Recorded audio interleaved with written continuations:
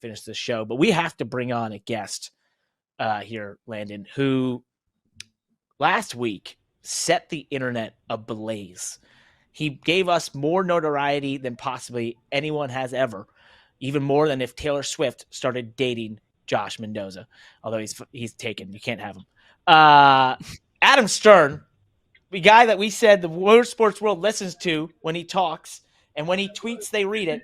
He blew up the internet from his comments here on the Money Lap Live, and we have him back on the show once again to talk about the business of motorsports. Adam, welcome back, my man. What is it like being famous from your time here last year? Just quickly before we jump into everything else. No, I mean, this stuff writes itself, honestly. I mean, that's the beauty of covering motorsports, covering NASCAR right now, is there's so much going on with the business side. So, it's just credit to how fun it is covering, the business side of racing right now, honestly. It's awesome. And you mentioned it. There's a lot going on. There has been a lot going on. One of the things I'd like to jump into first before we go into NASCAR or Formula One was sort of that ground or that bombshell of Honda in IndyCar saying that they potentially would want to leave the series after 2026 if the cost doesn't get reined in, and are looking at, I think they believe they mentioned NASCAR and that sort of thing. Was that a shock, or had you heard rumblings of that prior to this? I think it was a shock in the sense of it just came out of nowhere. So it was a little bit of a shock because, again, their deal is through 2026. So it wasn't something that needed to be announced or determined right now. It was just something that they determined that they wanted to put out right now. And so it was a major shot across the bow at IndyCar, I think. There's really no other way to perceive it. But look, I mean, I think it kind of comes in the broader context of IndyCar trying to be more relevant, trying to kind of ride that wave of Formula One and see if they can there's been so many racing fans that have come in, new racing fans to motorsports in recent years. Is that rising tide actually rising with them, or are we seeing more of a situation where it's a zero-sum game? We still have Honda in Formula One. They've kind of looked at leaving at different times and then decided, actually, F1 got very popular, we're going to stay. I think now they're set to work with Aston Martin in 2026.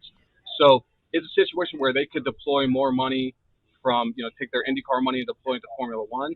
To your point, they have also discussed going to NASCAR. We know a couple years ago that a bunch of NASCAR executives went to the Indy 500.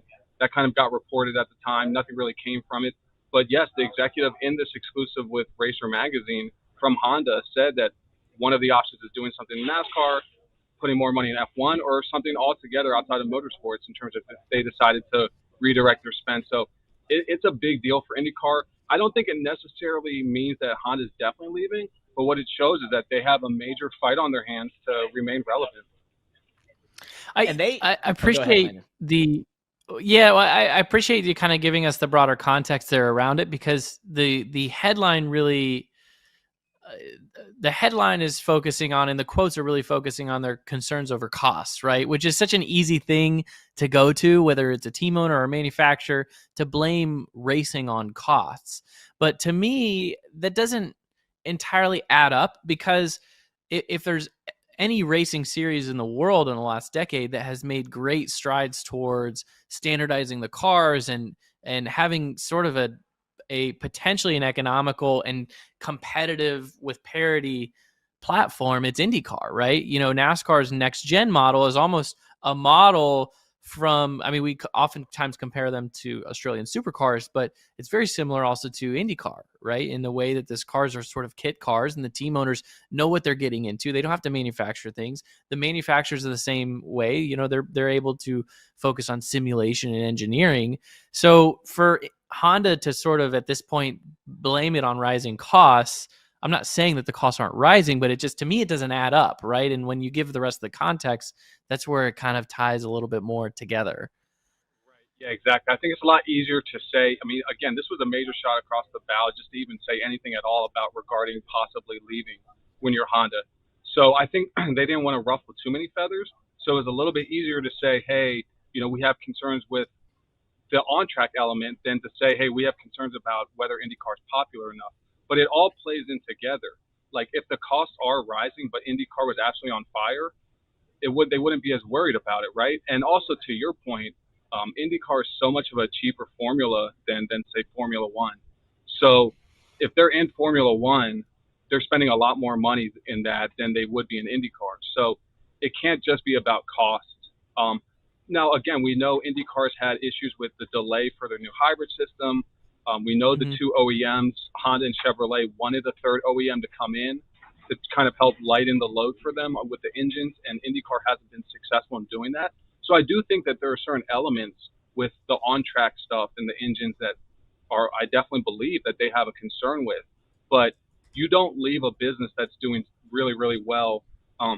As you guys know, I also help us cover fighting, and Showtime Sports is getting out of combat sports after this year. And as I've spoken to some people in that space, like, you don't just get out of a sport if it's doing super amazing. Something had to go wrong. In this case, it's like a lot of boxers are extremely well paid and potentially overpaid for what they're able to deliver. And so I think that led to Paramount Global, CBS, which owns Showtime, kind of eventually saying, hey, we want to get out of this. Nobody's getting out of business with the NFL, for example, right? Like, the NFL is charging more and more money to do business with them, and everyone is paying it because they're such an important company to do business with. So, yeah, to your point, I mean, I certainly believe that there are some on-track competition elements that are concerning Honda, but there's a broader picture. And if IndyCar was absolutely on fire right now, they wouldn't be leaving, or at least looking at leaving, at least threatening to leave. They may stay in IndyCar, but they wouldn't be threatening to leave.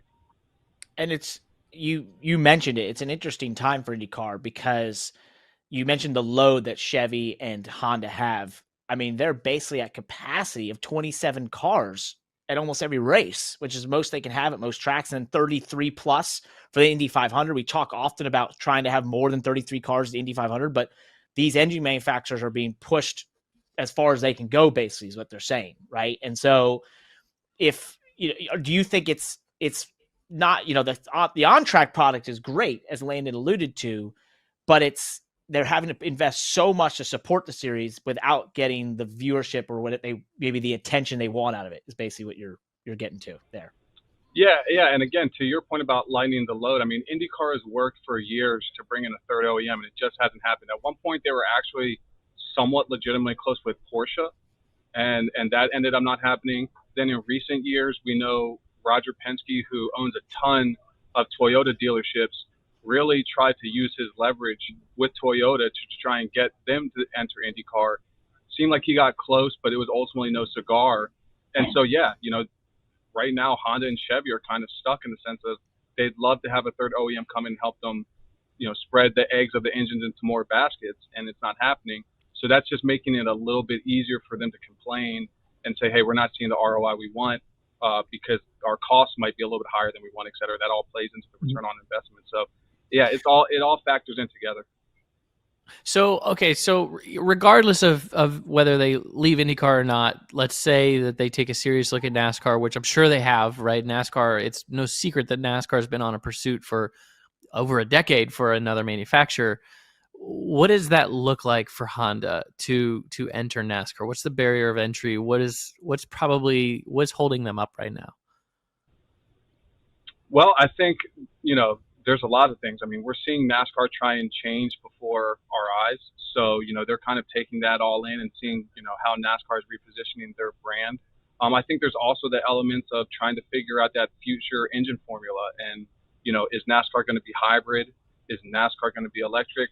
What are these car companies going to do? We just saw a couple of days ago, Ford announced that they're, having production of one of their electric trucks. They're cutting the production of it significantly because the demand right now isn't there. So I think that's one thing. And I think it's a really interesting thing, actually. It's probably not talked about enough by people like you and I in terms of the motorsports media, just how interesting a time it is right now for the car industry as they're trying to figure out their future and the impact that has the trickle down to motorsports. So like with NASCAR, for example, they're having to look at everything right now because they don't know where the future of the car industry is going. So they're looking at electric, but they're also looking at hydrogen. And of course, we know the Cup Series 7th generation car was built to potentially have a hybrid system in it, so that could come in the next couple of years. And of course, right now they've just got a straight ICE engine. So it's really interesting to see how the kind of state of confusion to a certain degree in the car industry is trickling down. I think that plays as well into Honda trying to figure out where they want to go. And then again, they were looking at exiting F1 right around the time of the pandemic.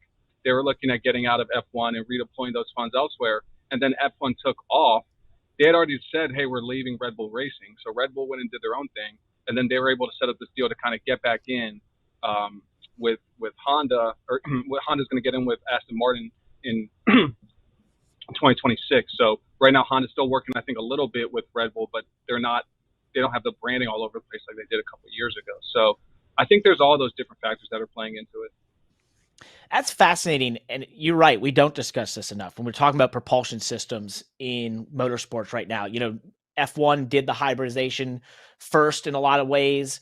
There was a lot of conjecture as to what it's really added, right? And if it's really until the explosion that happened for them post 2020, there wasn't really manufacturers jumping to be in there because it was hybrid, right? IMSA has done the hybridization and sports cars overall. The WC has done that with their top level prototypes, but that's been there for a while. Now you mentioned Indycar is attempting to do that, has had to delay it. When you think about where NASCAR is in that sense, obviously running one of the more traditional motors out there, what are you hearing? What is on the mind? What is everyone leaning towards? Is hybrid the thing? Is it electric? Is it hydrogen or different, or e-fuels propulsion? Or is that, I'm hearing more about hydrogen and e-fuels and that sort of thing. And that excites me because it sounds like a normal motor. Whereas I respect electric racing, but I don't think that's the path for something like NASCAR. Well, again, I think there's skepticism in the broader OEM industry and car industry right now about electric, and that's trickling down to NASCAR. On top of that, of course, even on top of that skepticism, you have the fact that, of course, NASCAR fans love loud cars and that whole ambiance of being at the track and all the different senses. One of them is, of course, the sound. So I think, from that regard, I think NASCAR is being careful about saying we're not going to go all in on electric right away. They're certainly taking their time. They had looked at doing a potential exhibition of some sort next year in 2024, and that ended up not happening. They also, originally, I think back in 2022, they looked at doing it this year in 2023. That ended up not happening. Then this year, they looked at doing it for next year, ended up not happening. So they're certainly taking their time, and I think part of that is the apprehension and the unknown going on within the broader car industry. We know that NASCAR, some executives like Steve O'Donnell traveled to Japan a couple weeks ago, and one of the things they were doing over there that they admitted, I think they might have been doing some stuff that they didn't admit in terms of business, because some of that stuff is private. But one thing they did say was that they were going to study hydrogen racing. So I definitely think they're interested in that. We just saw the announcement a week or two ago where the Extreme E Series is going to be rebranded to Extreme H, and Formula One and FIA are now going to be part of a group that's kind of helped investing in that technology. So I don't know if hydrogen is the answer, but it seems like everyone's keeping their eye on that as well. So clearly it's going to be some sort of hybridization. Like, I don't think we're just going to keep ICE engines for decades to come. But it seems like NASCAR is being very careful about saying we're not going all in on electrification. At the same time, they've also been working a little bit with Thrill One Sports and Entertainment, which owns Nitrocross. And Nitrocross is using electric cars. And I got to speak to some of their investors and was speaking to them about how they're looking at working with NASCAR on several different things. And one of the things they feel like they can help NASCAR with is they have these electric cars. So if NASCAR wants to go in that direction, they can help them with that technology. Interesting. And the Nitrocross, they had a little issue though with the Premier car at the beginning, I believe. Was it that? Or maybe I'm thinking of the World Rally Cross. I'm mixing them all together. That's right. But yeah, that's interesting because they have chosen to go that electric car that's like super high horsepower, and Rallycross is really cool. We've seen people try to make Rallycross big in America and just doesn't seem to catch on, but I think it's some of the coolest racing out there. Did you see the viral Red Bull GRC clip that someone posted yesterday? It was from 2017. No. Go find it. It was an epic race that they posted 5 minutes of. It was a great reminder of how fun Rallycross can be. It's so cool. I went to one of those GRC races. I loved them. I thought it was a cool stuff. They did them at the NASCAR races a couple times, in the infield and such. And for whatever reason, it just wouldn't catch on. But Travis Pastrana leading that charge of Nitro Rallycross. If anyone can make it happen, he can. He's a legend.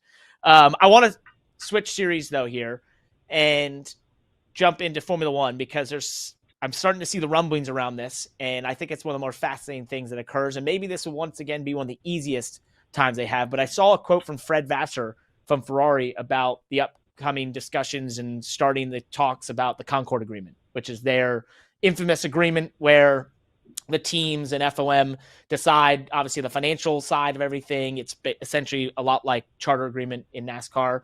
What are you hearing out there? Is it starting to trickle out because it's getting close on that? Is that sort of maybe the opening for Andretti in there and what can be decided in those discussions? What are you hearing on the Concorde Agreement in Formula One?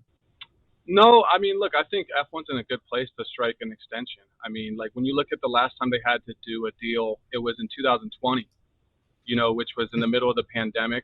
And so, at that time you had people, some of their team principals warning that, a bunch of teams could go out of business if they didn't get their finances in line. Then they passed of course, the budget cap and things like that. So, of course, ever since then, the sport has exploded.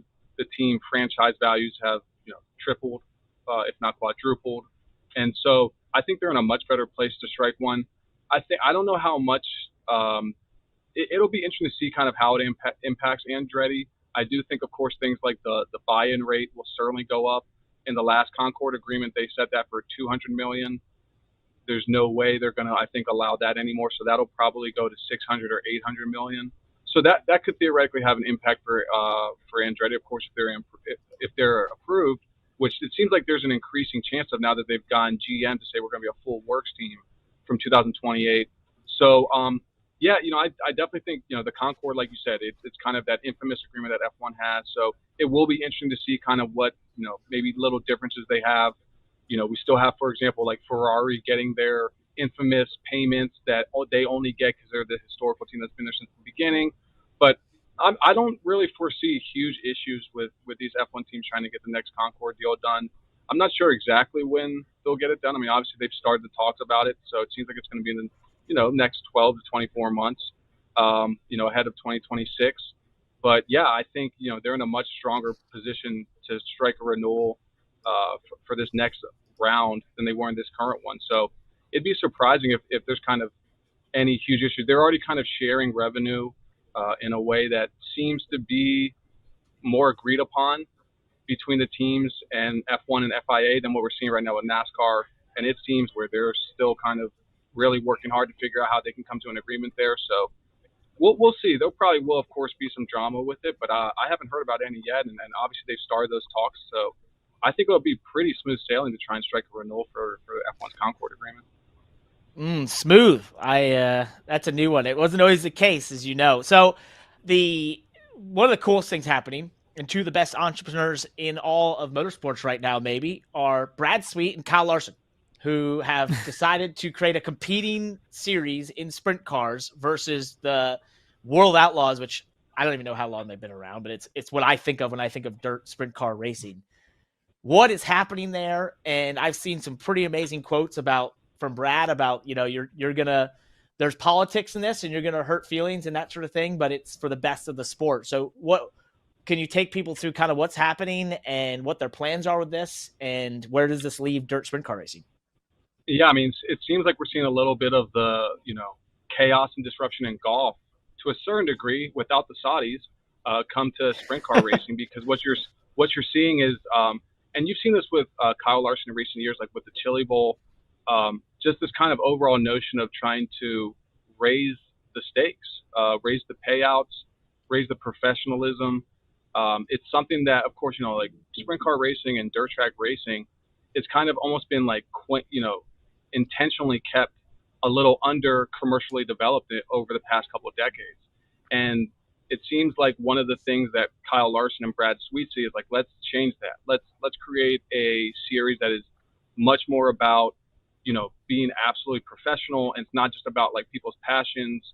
And so now they're creating this charter system, which is, sort of fascinating how they're copying NASCAR there. But to your point, Parker, there's this broader kind of civil war that is starting in this series where they're competing for all the different drivers. Every day we're seeing announcements about who's going to run in High Limit, who's going to run in World of Outlaws. There's been rumblings about, for example, High Limit is not going to be in Wisconsin in 2024. And there's been rumblings about like, oh, they tried to go to Wisconsin, but then World of Outlaws said to certain tracks in Wisconsin, like, hey, if you deal with them, then we're not going to come. And so they weren't able to get there. So it definitely seems like a very legitimate rivalry and competition is emerging here. And so, yeah, I think it'll be really interesting to see. And, it doesn't seem like anyone is necessarily overly kind of playing into the notion that this is turning into a huge rivalry, but no one is running from it either. So to your point, when we spoke with Brad Sweet about the charter system, he kind of said like, yeah, we're just keeping our head down. Me and Kyle Larson, we're just keeping our head down working, but we know the politics is there. We're changing the status quo, and anytime you change the status quo, there's going to be some pushback, is essentially what he said. So I think it's a really interesting situation to keep on it. Interesting situation to keep an eye on in 2024. It seems like he's taking a page out of some of the modern motorsports playbooks lately. We see this in F1 with their revenue sharing. It's a huge topic in NASCAR with the revenue sharing, and them coming out and basically saying, hey, the team, we're going to put half of the media rights revenue back into the hands of the team owners as sort of a guarantee. That's that level, like you said, of professionalism that hasn't been seen, or maybe a risk, I guess, that hasn't been seen at that grassroots level of racing. Absolutely. And when we spoke with Flow Sports, his co-founder and CEO, Mark Floriani, and Flow Sports is back in the High Limit series. And I asked, what did you like about the charter system, the concept of it that had you guys agreeing to move forward with it for High Limit? And he said, again, a lot of people in sprint car racing just break even or even lose money. Not a lot of them are profitable. And in his opinion, that means it's more just a passion project, and that doesn't necessarily set the business up for long-term success. And so in his mind, creating this charter system where even if a team has a down year and they don't have a lot of sponsorship or they don't do well in the points fund, they'll still have this asset that hopefully will be accruing value. We saw, and they're kind of following NASCAR in the sense of the way that they're going to do it is they're going to give these out for free, $0 to the teams that have earned them. So, with NASCAR, the teams that have charters from the, when they first got them back in 2016, they got those for $0.00. And now they can trade them for close to $40 million. And so, Brad Sweet had said, hey, I raced with Casey Kane Racing in World of Outlaws for all these years, but we don't own anything with the World of Outlaws. We just own, our trailer and, some equipment and engines. And so this is their attempt to say, hey, we think we can create a better mousetrap to where we can make these team owners have some skin in the game, hopefully have long-term value, and that'll make the business better. Even charters, it's a model. Even IndyCar, apparently, I saw had a quote out there about looking at charters and wanting to do that as well. So it's interesting. Before we let you go, we got to ask you the question of the day. And I'm going to sort of spin this one a little differently for you because you have so much great insight. So the question of the day was basically, what are you most looking forward to in all of motorsports in 2024 that doesn't have anything to do with your own racing or your own what you do in racing? For you, I'd say what you're looking forward to and what are you keeping your eye on right now in the business world of motorsports as we head into 2024? Well, I'll run through all the different major series. I mean, when you look at NASCAR, obviously I think it's the charter system. And how that deal comes together. Obviously, a lot of good things to watch out for on the track. We saw, like today with these Xfinity announcements, Xfinity is going to be super exciting. Going to Iowa for the first time, things like that. I think with IndyCar, it's how do they try and get back to relevancy, exactly what we were playing and talking about earlier with Honda. That's a huge thing for them. They've been taking several business losses recently. They got to get back on track. And with Formula One, it's the obvious one. It's, can anyone challenge Max? And if so, do the ratings start to creep back up after plateauing this year? And then again, by the way, in the sprint car world, I mean, I can't wait to see kind of how things unfold between High Limit and World of Outlaws. Good. Well said. Well summed up, my man. Appreciate you joining us here on the Money Lap Live. We're going to try and make this a more often occurrence in 2024 because, as I said, you've got so much information. It's great. And you look so professional with that whole office behind you. It's just, I mean, it's like straight out of CNN or something right here. I mean, look, you make us look great. So happy holidays, my man. Happy New Year. Thank you for coming on. Thank you. See you, buddy. Hey, Parker Kligerman here. I haven't won every race I've competed in. I know it's a shocker, but one thing I'm hoping to do, get you to subscribe, like, and hit the bell icon below, because that helps us make this awesome Money Lap content. The Money Lap YouTube channel, please join us. We need more than just our moms watching.